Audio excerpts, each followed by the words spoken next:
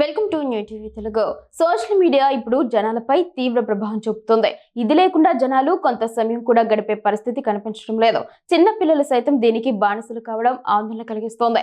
దీంతో పిల్లలకు social media అందుబాటులో లేకుండా పలు దేశాలు నిషేధం విధించే దిశగా వెళుతున్నాయి.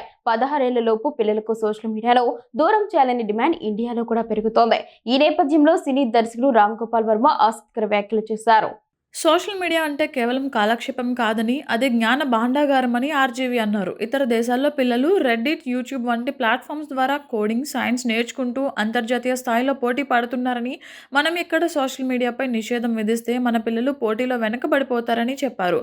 మన పిల్లల జీవితాన్ని మనమే నాశనం చేస్తున్న వాళ్ళం అవుతున్నామని అన్నారు. కొందరు చేసే తప్పులకు మొత్తం టెక్నాలజీని నిషేధించడం సరికాదని చెప్పారు. రక్షణ పేరుతో పిల్లలకు ఇన్ఫర్మేషన్ అందకుండా ఆపేస్తే వారి జీవితం అంధకారం అవుతుందని అన్నారు. కెరీర్ బాగుండాలంటే డిజిటల్ ప్రపంచంపై పట్టు ఉండాలని చెప్పారు.